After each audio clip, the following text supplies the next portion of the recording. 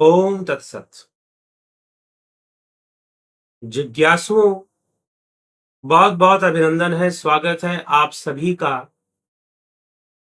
दिव्य सृजन में। आप में से ही किसी जिज्ञासु ने प्रश्न पूछा है और हो सकता है कि आपके मन में भी ये प्रश्न हो।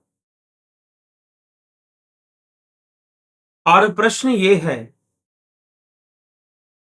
कि जिसने जो अनुभव किया है वो वही बता सकता है।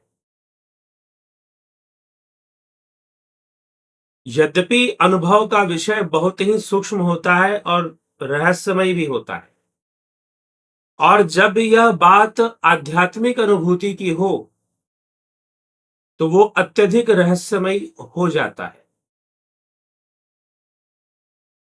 तो किसी जिज्ञासु का प्रश्न है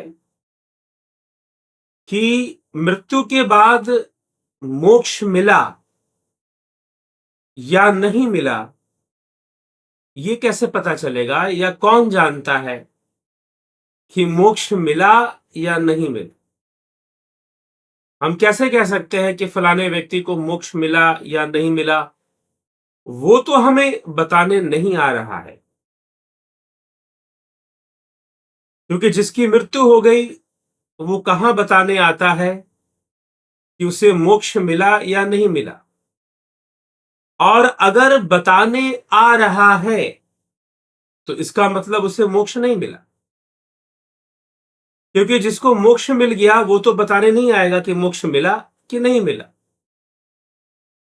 जो बताने आते हैं वो तो अभी हम कह सकते हैं कि वो प्रेत योनि में होंगे या देव योनि में होंगे, लेकिन उनका मोक्ष हो गया यह बताना कैसे संभव है, या हम किस आधार पर घोषणा कर सकते हैं कि उनका मोक्ष हो गया, फलाने व्यक्ति का मोक्ष हो गया। तो फिर यह बहुत ही विवादास्पद हो जाता है कि भाई, जब मोक्ष जिसको भी मिला उसने तो आकर बताया ही नहीं कि उसे मोक्ष मिला भी कि नहीं मिला। और अगर बताने आ जाए तो फिर माना जाएगा कि मोक्ष मिला ही नहीं, क्योंकि अगर मोक्ष मिल गया होता तो बताने नहीं आता। ये भी साथ में बात कही जाती है। तो ये बहुत बड़ी दुविधा है कि भाई मोक्ष मिला कि नहीं मिला, ये कैसे पता चलेगा? इसकी क्या प्रमाणिकता ली जाए, कैसे प्रमाण लिया जाए कि फलाने व्यक्ति को मोक्ष मिल गया या नहीं मिला मोक्ष अभी तक? हम इसका निर्णय कैसे लेंगे कि फलाने संत को, या योगी जी थे कोई, या फलाने साधु थे, उनको मोक्ष मिल गया, ये हम कैसे पता करेंगे? क्योंकि हम सारी बात मुक्ति और मोक्ष के लिए कर रहे हैं कि आत्मज्ञान के मार्ग पर चलो, आत्मा में लीन हो जाओ, ब्रह्म में लीन हो जाओ, तो तुम्हारा मोक्ष हो जाएगा, ऐसी बातें कही जा रही हैं। तो फिर लेकिन जिसका मोक्ष हो गया वो तो हमें आके नहीं बता रहा ना कि मोक्ष हो गया। किसी ने मिठाई खा ली तो वो तो हमें आके बता रहा है कि भाई मिठाई बड़ी स्वादिष्ट थी, तुम भी खा लो। लेकिन जिसका मोक्ष हो गया वो तो हमें आके नहीं बता रहा। तो हम इसका प्रमाण सिर्फ शब्द से कैसे ले? हमारे पास इस तथ्य का प्रत्यक्ष प्रमाण क्या है? अब यहां पर प्रत्यक्ष प्रमाण क्या है, पहले एक बात समझने की आवश्यकता है।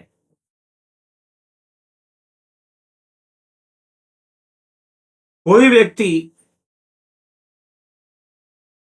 कोई व्यक्ति डूब के मर गया, मान लीजिए, कोई ना मरे तो अच्छी बात है, लेकिन किसी की मृत्यु पानी में डूबने से हो गई,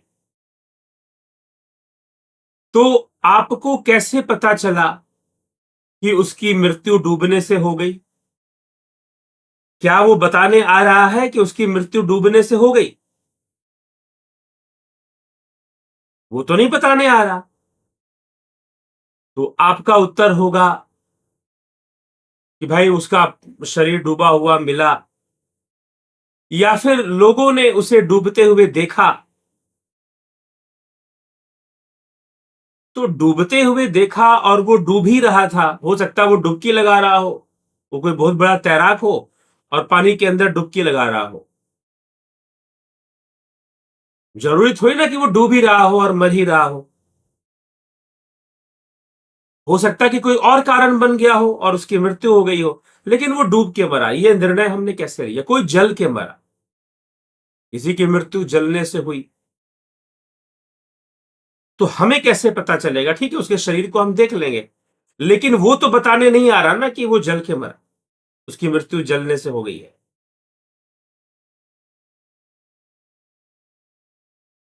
तो वो तो फिर भी बताने नहीं आ रहा है, हम बाहर से कुछ चीजें देख के कह रहे हैं। अब इसी बात पे तर्क हो गई कि कोई व्यक्ति डूब के ही मरा है, इसकी तुम्हें कैसे पता? तो क्या हुआ कि दो चार लड़के जो है वो गए थे किसी नदी किनारे पिकनिक मनाने, और वहां पर नदी के पानी में उतर गए, और एक लड़का गहरे पानी में चला गया, तैरना उसे सही से आता नहीं था, और वो डूबने लगा। जब वो डूबने लगा तब वो चिल्लाने लगा कि बचाओ, कभी सिर ऊपर जाए कभी नीचे आए। थोड़ा चिल्लाया, थोड़ा हाथ मारने लगा, तो उनको लगा कि भाई ये डूब रहा है, इसको बचाना चाहिए। लेकिन वहां पर कोई ऐसा नहीं था, साहसी नहीं था, या फिर तैराक नहीं था, गोताखोर नहीं था जो कि उसको बचा पाए। सारे लड़के दूसरे भी डर गए कि हम बचाने जाएंगे तो हम भी डूबने लगे, क्योंकि हमें तैरना तो आता नहीं है। लेकिन उन्होंने देखा कि वो डूब रहा था, और वो डूब कैसे रहा था, देखा तो वो डूब रहा था। ये कैसे वो कंफर्म किया उन्होंने कि वो डूब रहा था? क्योंकि वो चिल्ला रहा था। अगर वो सामान्य होता तो वो समझ जाते कि वो तैर रहा है, प्रसन्न होता। अगर उसका सिर अंदर भी जाता तो वो समझ जाते कि भाई अपनी मर्जी से अंदर गया, फिर बाहर आ जाएगा। वो तैराकी जानता है, वो अंडर वाटर स्विमिंग करना जानता होगा, बाहर आ जाएगा अपने आप। और कई लोग ऐसा करते हैं, कई लोग इस तरह से करते हैं। लेकिन वो चिल्ला रहा था, अपना हाथ बार बार बाहर निकाल रहा था पानी से, कोई उसे बचा ले, कोई उसे पकड़ ले। तो उसका जो डूबने का अनुभव था, डूबने का अनुभव, वो डूबने से पहले उसने शेयर किया। डूबने से पहले उसने शेयर किया अपना अनुभव कि भाई मैं डूब रहा हूं, मुझे बचा लो।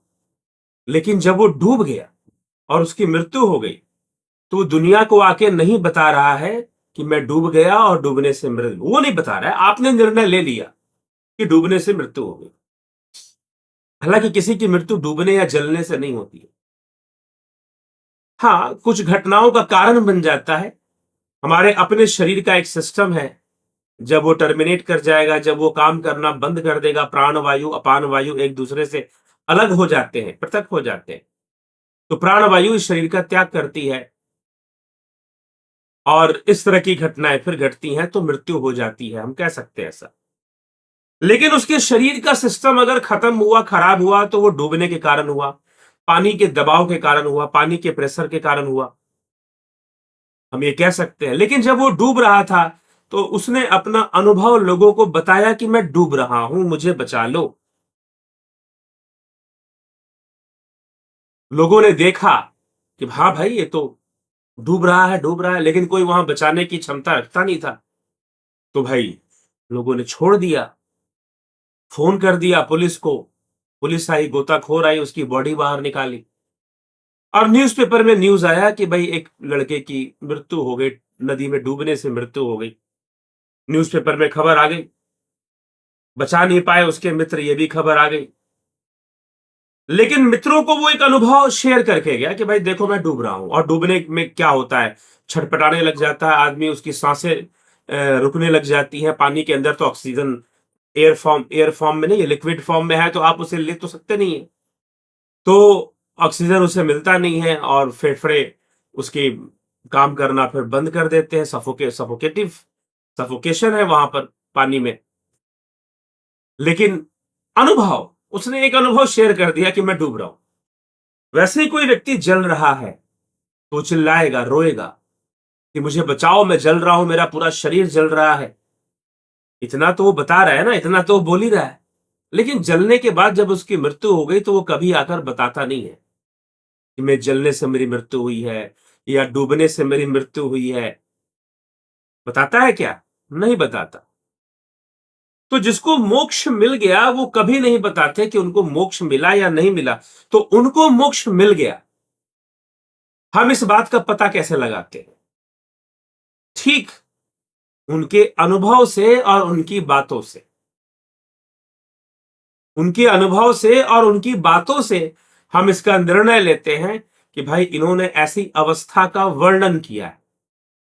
सिर्फ कथा कहानी नहीं सुनाई है और सिर्फ बातें नहीं बोली, काशी में जाके मृत्यु हो गई तो होगी तो मोक्ष मिल जाएगा, ऐसे कर लोगे तो मोक्ष मिल जाएगा, ये दान कर दोगे तो मोक्ष मिल जाएगा, वहां स्नान कर लोगे तो मोक्ष मिल जाएगा। जी नहीं।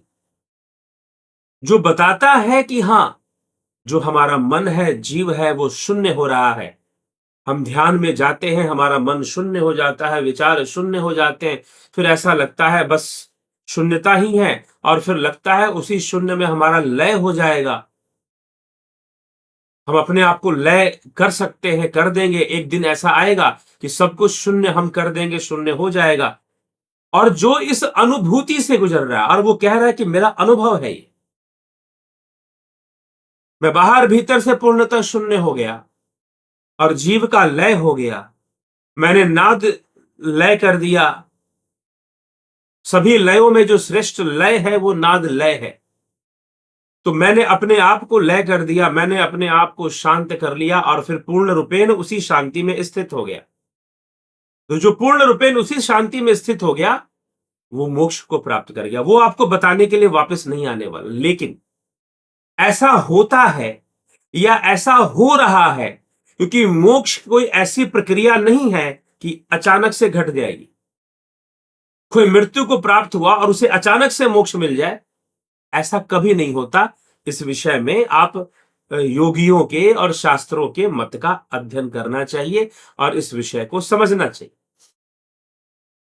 तो जिसको मोक्ष मिलने वाला है वो पहले अपने एक्सपीरियंस बताएगा कि मैं ऐसी ऐसी अवस्था में हूं और मैं ऐसी ऐसी अवस्था का अनुभव कर रहा हूं, मैं शून्यता का अनुभव कर रहा हूं।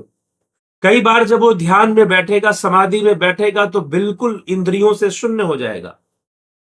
बाहर की स्थिति का उसे अनुभव नहीं रहेगा, देश काल का अनुभव नहीं रहेगा। देश काल मतलब स्थान और समय का अनुभव। जैसे हमें पता चलता है ना कि हम इतनी देर बैठे हैं, हम ज्यादा देर बैठे हैं कि कम देर बैठे हैं, काल का पता चलता है, उसे नहीं पता चलेगा। जो योगी ऐसी स्थिति में जाने लग जाता है तो वह मोक्ष का अनुभव करता है। जैसे कि डूबने वाला बालक डूबने का अनुभव करता है और दुनिया को जब तक बता सकता है तब तक बताता है कि भाई मैं डूब रहा हूं, मुझे बचा लो, क्योंकि उसका वो अनुभव है कि वो डूब रहा है। तो वह तो मृत्यु है, दर्दनाक है, दुखदाई है।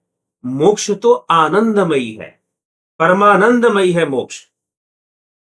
तो वहां पर जो मोक्ष का अनुभव कर रहा है और अभी उसका मोक्ष हुआ नहीं है, अर्थात पूर्ण लय को प्राप्त किया नहीं है, लेकिन वो उसका अनुभव कर रहा है, थोड़ा थोड़ा अनुभव कर रहा है, वही संतों ने बताया, वही योगियों ने बताया। जब तक वो पूरी तरह से लय नहीं कर गए, जब तक वो बताने की स्थिति में थे, तब तक उन्होंने बताया। लेकिन मोक्ष अब आनंद का विषय है तो उन्होंने आनंदमयी भावना से बताया कि ऐसी ऐसी अवस्था होती है। योगस चित्त वृत्ति निरोध तद द्रष्टु स्वरूपे अवस्था नाम। महर्षि पतंजलि बता तो रहे कि संपूर्ण चित्त वृत्तियों का निरोध हो जाने से स्वरूप की अवस्था स्थापित हो जाती है। स्वरूप में ही हम स्थित होना शुरू कर देते हैं। तो नियमित रूप से जब हम योग करते हैं, ध्यान योग करते हैं और ध्यान योग का अनुभव करते हैं और फिर हमें जब वैसी अनुभूतियां आती हैं तो फिर हम कहते हैं कि जी हां, हमें अनुभव हो रहा है। और जो ऐसी अनुभूतियों को प्राप्त कर रहे हैं वो मोक्ष को प्राप्त कर जाते हैं। अगर इस जन्म में कोई कसर रही, छूट गई, तो अगली बार अवश्य ही वो अपनी स्थिति को प्राप्त कर जाते हैं दूसरे मौके में। तो इसीलिए जो ऐसा अनुभव अच्छे, और जो जितना ज्यादा अनुभव बता रहा है, ज्यादा ऐसी स्थिति का वर्णन कर रहा है, तो समझिए कि वो मोक्ष के बहुत करीब है। जैसे डूब रहा बालक चिल्ला चिल्ला के बोल रहा है कि मैं डूब रहा हूं, बचाओ, अर्थात वो डूबने के बहुत करीब है, मृत्यु के बहुत करीब है, तभी वो चिल्ला चिल्ला के बता रहा है। लेकिन जब वो डूब जाएगा, उसकी मृत्यु हो जाएगी, तो वो बताने नहीं आएगा कि डूबने से मेरी मृत्यु हो गई।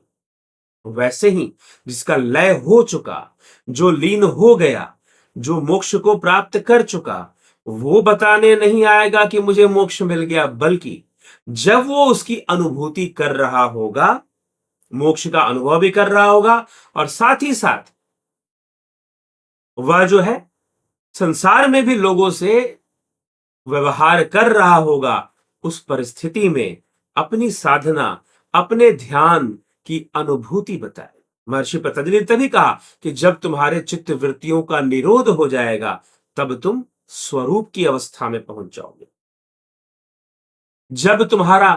जब चित्त का लय हो जाएगा, तब तुम कैवल्य की अवस्था में पहुंच जाओगे, तुम्हारा मोक्ष हो जाएगा। कैवल्य मोक्ष का ही पर्यायवाची है। तो मोक्ष की प्राप्ति जिसने कर ली, वो कभी बताने नहीं आता। लेकिन महानुभाव, इसका मतलब ये नहीं है कि किसको मोक्ष मिला, किसको मोक्ष नहीं मिला, इसकी जानकारी नहीं हो सकती है। ठीक है, अब डूबने वाले ने नहीं बताया कि भाई वो डूब के मरा है, लेकिन अब मान लीजिए कोई पानी में कोई बॉडी मिल जाए, तो इसका मतलब ये थोड़ी ना कि डूब के मरा है। उसका पोस्टमार्टम होगा, फिर पता चलेगा नहीं, उसकी तो किसी ने हत्या कर दी थी और बॉडी जो है पानी में डाल दी थी। तो क्या जितने भी आप लोगों के शरीर, मृत शरीर पानी में देखोगे, तो क्या घोषणा कर सकते हो कि वो डूबने से मरे? नहीं घोषणा कर सकते। ठीक है, हाँ, किसी को आपने डूबते हुए देखा कि वो डूब रहा है, चिल्ला रहा है, परेशान है, पैनिक है, और उसे लग रहा है कि डूब के मर जाएगा, तो अपना एक तरह से चिल्ला चिल्लाकर वो अपना अनुभव ही तो बता रहा है ना कि मैं डूब रहा हूं। तो ये तो मृत्यु और बहुत ही नकारात्मक पक्ष है। लेकिन जब मोक्ष होता है, तो शून्यता आती है। उस शून्यता में ही आनंद की अनुभूति होती है। निरंतर साधना करने से, ध्यान योग का अभ्यास करने से मोक्ष की अनुभूति आनी शुरू हो जाती है। फिर जब पूर्ण लय हो जाता है, तो मोक्ष हो जाता है, और वो कभी बताने नहीं आता। ठीक है, लेकिन जिनको अनुभव हो रहा है, वो तो अपना अनुभव शेयर करते ही हैं, वो तो बताते ही हैं। लेकिन आपको भी मोक्ष का अनुभव होना शुरू हो जाए, जैसे डूबने का अनुभव होना शुरू हो जाता है पूर्ण डूबने से पहले। थोड़े डूबने में वो डूबने वाला बताने की कोशिश करता है कि भाई मैं डूब रहा हूं, बचा लो। पूरा डूब गया, मृत्यु ही होगी, तो वो कहां बताने आएगा? जिसने, और ये तो मोक्ष है जहां पर जीव का ही पूर्ण लय होने वाला है, तो जिसका पूर्ण लय हो गया, वो कहां बताने आएगा? तो जरा विवेक से सोचने समझने की आवश्यकता है। अब हम चाहते हैं तर्क वितर्क करने के बजाय, यदि आप विचार विमर्श करें और साधना का, ध्यान योग का अभ्यास करें। इसीलिए अगर आप मोक्ष का अनुभव करना चाहते हैं, तो इस ऑनलाइन ध्यान योग का कोर्स जो है आप ज्वाइन करिए, और इसमें जिस तरह से ध्यान करने के लिए बताया गया है, उसका नियमित अभ्यास करेंगे तो आप भी अनुभव कर लेंगे। श्रद्धा से, ईमानदारी से अगर आपने नियमित अभ्यास किया, जैसे ध्यान योग के ऑनलाइन कोर्स में जो ध्यान योग की क्रियाएं या जो भी प्रोसेस बताया जाता है, उसका नियमित अभ्यास किया, तो कुछ दिनों की साधना अभ्यास से आपको भी मोक्ष का अनुभव धीरे धीरे आना शुरू हो जाएगा। ठीक है, तो ये ध्यान योग, ये नंबर नोट कर लीजिए, ये क्यूआर कोड स्कैन कर लीजिए, और सीधा वेबसाइट पे जाकर, ये क्यूआर कोड वेबसाइट का है, वहां से भी इस ध्यान योग ऑनलाइन कोर्स को आप ज्वाइन कर सकते हैं। तो बात समझ में आ रही है आपको कि मोक्ष का अनुभव कैसे होता है, मोक्ष की अनुभूति कैसे होती है, और कौन बताता है मोक्ष के बारे में? जी हाँ, जो अनुभव करता है वही बताता है। लेकिन उसके अनुभव की जो अवस्था है, वो प्रारंभिक है, बिल्कुल वैसे ही कि डूबने वाला व्यक्ति चिल्लाकर बोलता है कि मैं डूब रहा हूं, बचाओ। एक बार बोलता है, 2 बार बोलता है, लेकिन पानी में वो तैरना या अपने आप को संभालना नहीं जानता, तो फिर वो डूबने ही लग जाता है। फिर डूब जाता है तो फिर गोताखोर सरकार उसके शरीर को बाहर निकालती है। तब तक समय बीत जाता है, समय पे कोई पहुंचा नहीं। लेकिन वो चिल्ला-चिल्ला के बताया कि वो डूब रहा है। ठीक है? वैसे ही मान लो कि किसी व्यक्ति को नींद आती है, तो सोया हुआ व्यक्ति कभी बताता है क्या कि वो सो गया? मैं सो रहा हूँ जी, मुझे डिस्टर्ब मत करो, बताता है? नहीं। वो जब भी बताएगा तो जागृत अवस्था में बताएगा। जब भी वो बताएगा तो जागृत अवस्था में आएगा ना, बताने के लिए कि मुझे सोना है या मैं सो रहा हूं। वो तो जागृत, लेकिन जब जागृत अवस्था में आ जाएगा तो उस समय वो सो नहीं रहा है। लेकिन जब उसे नींद आएगी, जमाई आएगी, आंखें भारी होने लगेगी, रात के 11, 12, 1 बज जाएंगे, तो वो बोलेगा कि भाई रात हो गई है, मेरी आंखें भारी हो रही हैं। ओह! जमाई लेगा। आप उसके चेहरे को देखकर आप पता कर लेंगे कि हाँ भाई, महानुभाव को नींद आ रही है। लेकिन जब उसको और वो बोलेगा कि भैया मुझे देखो, मुझे जमाई आ रही है, आंखें भारी हो रही है, मुझे नींद आ रही है, मुझे सोने दो, मुझे सोने के लिए बेड चाहिए, बिस्तर चाहिए, तो कहीं भी लेटने दो, मैं सो जाता हूं। ठीक है? तो जब उसे नींद आ रही है तो बोलेगा ना कि नींद आ रही है। लेकिन जब नींद में सो गया, चला गया, फिर थोड़ी ना बोलेगा कि नींद आ गई और मैं सो गया। नहीं बोलेगा, तो वो बोलने की स्थिति में नहीं है।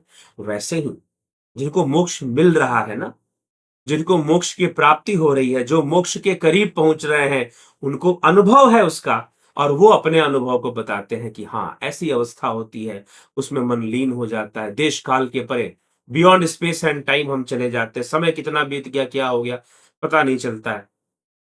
ऐसी अवस्था बननी शुरू हो जाती है। ठीक है? तो वो ही लोग अपने मोक्ष को शेयर करते हैं, ना कि जिनको मिल गया वो बताने नहीं आएंगे, बल्कि जिन्होंने अनुभव किया है, प्री एक्सपीरियंस किया है। ठीक है? उन्होंने उस मोक्ष होने की स्थिति का अनुभव कर लिया है, वो बताने लायक होते हैं, तो वो बताते हैं। ठीक है? तो इस तरह से जितने भी महापुरुषों ने हमें ग्रंथ दिए या इस विषय में बताया, उन्होंने यही बताया है, इतना ही बताया है। ना कि उन्होंने भाई वो मोक्ष मिल जाने के बाद अरे मोक्ष मिल जाने के बाद, मरने के बाद तो फिर भी कोई प्रेत योनि में आ जाए। विलियम क्रूग एक बहुत बड़ा वैज्ञानिक मृत्यु अपने मित्रों को बोल गया कि मैं मृत्यु के बाद दोबारा तुमसे मिलने आऊंगा, और वो आया भी। तो वो प्रेत योनि में आ जाए वो एक अलग बात है, लेकिन जिसको मोक्ष मिल गया वो तो प्रेत योनि में भी नहीं आएगा फिर। जिनको मोक्ष मिल गया वो प्रेत योनि में भी नहीं आने वाला, क्योंकि उसको मोक्ष मिल गया। प्रेत योनि में तो वो आएगा ना जो आसक्त है, बंधन में है, वो आएगा प्रेत योनि। तो इसीलिए जिन महापुरुषों ने मोक्ष के विषय में बताया, उन्होंने स्वयं अनुभव किया कि ऐसी अवस्था बनती है, ऐसी स्थिति बनती है, तभी हम बता रहे हैं और तभी उन्होंने बताया। तो बस यही बात समझने की आवश्यकता है। और ध्यान योग का ऑनलाइन कोर्स ज्वाइन करिए। इसके साथ एक और रहस्यमय कोर्स चलता है स्वर योग का, इसको भी ज्वाइन कर सकते हैं, तो संपर्क कर सकते हैं उसी दिए हुए नंबर पर। ध्यान योग का कोर्स आपको अनुभव करा देगा कि मन शून्य हो सकता है कि नहीं, हम शून्यता में लीन हो सकते हैं कि नहीं, आपको एक्सपीरियंस करा देगा ध्यान योग का कोर्स। फिर आप ही बोलोगे कि हाँ, ऐसी अवस्था होती है, हाँ, मोक्ष होता है। फिर आप ही बोलेंगे, आप ही स्वयं की वैसी अवस्था। लेकिन इस कोर्स को ज्वाइन कर कर भी श्रद्धा और ईमानदारी से अभ्यास करने की आवश्यकता तो पड़ेगी, तभी सकारात्मक उसी प्रकार के रिजल्ट्स मिल पाएंगे। तो चलिए, ध्यान योग ऑनलाइन जरूर ज्वाइन कीजिए और इससे लाभान्वित होइए। इसी के साथ विचारों को विराम देते हैं। कल आगे फिर आप सब्सक्राइब कर दें चैनल को, तभी तो आपको नोटिफिकेशंस मिलेंगे कि हाँ, वीडियो इस पे आ गया। चलिए, इसी के साथ विराम देते हैं, बाद में फिर मिलते हैं। ओम दर्शन अगले वीडियो में।